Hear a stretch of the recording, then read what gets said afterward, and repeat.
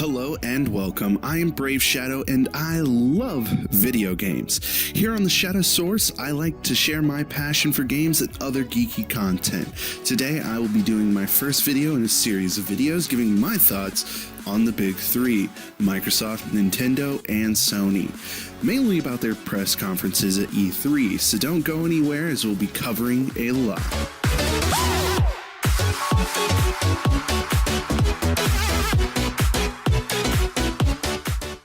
So, Microsoft. 2018 will be known as the year the Xbox just got better, as it showcased many world premieres and exclusives as an ominous voice said exclusive before every trailer. Even if the title wasn't exactly going to be exclusive, it still did it anyway. Now, this isn't Microsoft's best E3, but it's hella far from the worst, seeing Gears of War 5, but also seeing Gears of War pop figure game, seeing a Gears of War strategy game. So those other two, but Gears of War 5 looked not only fantastic, but it kind of played with the idea how we now are playing as a female protagonist, and that female protagonist may have something lurking inside of her, may or may not, but it's kind of up to us to play the game when the game comes out. We had Halo Infinite showing off the new Slipstream engine with the release date unknown, probably something that would either come towards the end of the Xbox life or maybe something on the next-gen Xbox. Now, for most people who have been online looking around, there was 18 exclusives that were shown. Now, if you were watching the press conference, it was kind of like, even though they were like yelling exclusive, there were some things that weren't exactly exclusive, or maybe they were like timed exclusive, but they weren't straight up exclusive. So when they say 18 exclusive titles, are they talking about the time exclusives as well, or are they talking about actual, you can only play this on Xbox or Xbox and PC type thing? Now, one thing I actually would like to touch base on is Crackdown 3. Now, this was supposed to be an Xbox One launch title, and it's been pushed back more times than we can count. Now, it's been pushed back again to February 2019, so hopefully we can count this as one of the exclusives that are going to be coming to the Xbox. Now, another addition is to that most of these exclusives are kind of indie games, or the games themselves are exclusive, but it's the exclusive content for these exclusive games. So I just want to say I don't have problems with indie games, but when I'm swayed to purchase something, I want to see the biggest hitters and what really I will be spending majority of my time on. And I'll play an indie game here or there, or, you know, some kind of, you know, Castlevania type game, but 9 times out of 10, you're going to see me on, you know, a AAA game. So it was kind of unfortunate not to see a lot of AAA first-party titles, but some of the ones we saw, I'll go ahead and do a little montage of those, and I'll probably add the time where they're supposed to release.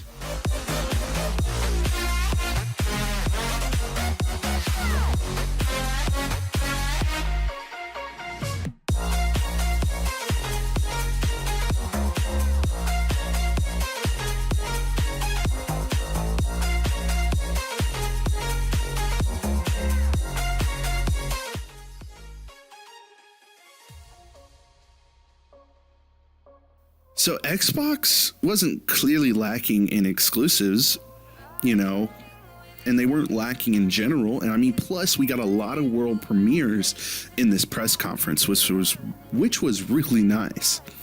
So seeing Kingdom Hearts in the Xbox press conference felt kind of out of place. Let me just say that, considering that none of the Kingdom Hearts games have ever came out on an Xbox console.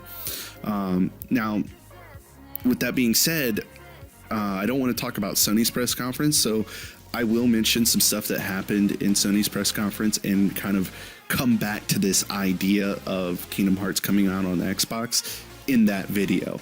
But continuing on, you had something like Jump Force, which looked pretty all right.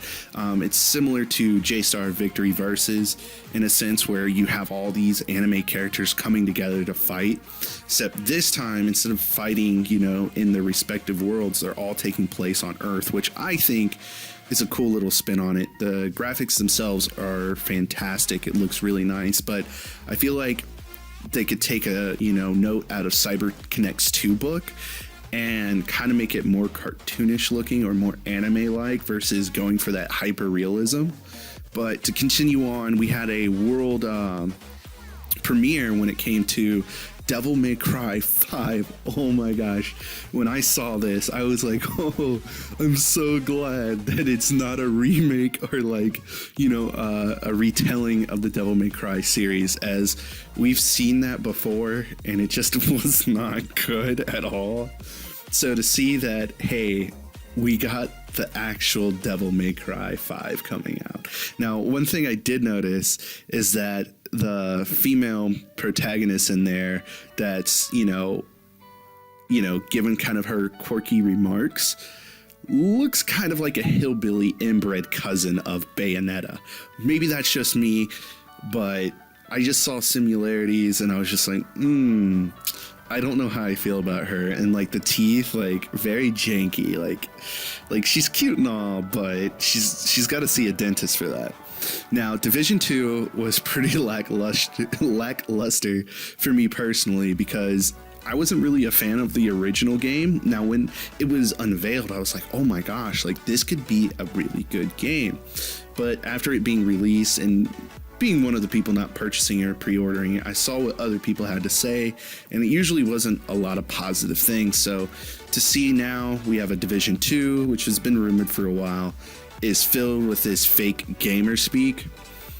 I really would just love if one of these companies would actually put like what we say into one of these press conferences, because that would be hilarious just to see what that would be like. Now, another big part of this conference was the Game Pass. Now, this is something I really didn't fully understand or known about, but this was something that was very good because it explained kind of what it was, explained how there's tons of titles that we're going to be looking forward to, and the fact that it's only $10 a month and it's going to be releasing first party games through that service. So that means when Gears of War comes out or Forza Horizon 4 comes out, you can get it through the Game Pass and play it out for a while and then go out and buy it.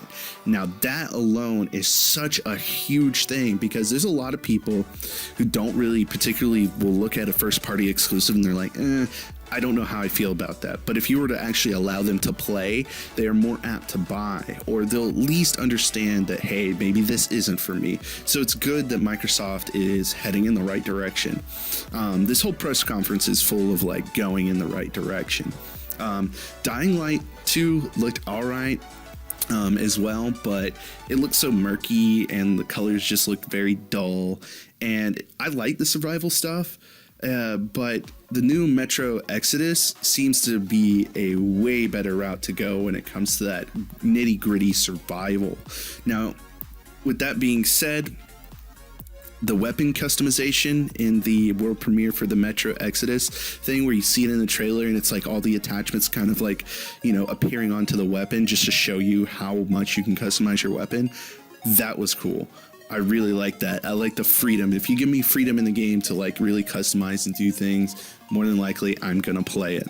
But I think my favorite game announced at the Microsoft press conference was Cyberpunk 2077, as it's been years since we've heard anything regarding this. So it's finally awesome to see that it's still being developed. Plus, it's made by the same guys who made the Witcher series. So we all know that it's going to have like a really enthralling and innovative story, and something that is going to be taking place in an immersive world. As if you've never played a Witcher game, which if you haven't, you need to do that right now, especially at the price point it's at right now. I think it's around $30. You can get like the special edition that has all the DLC for I think about $40.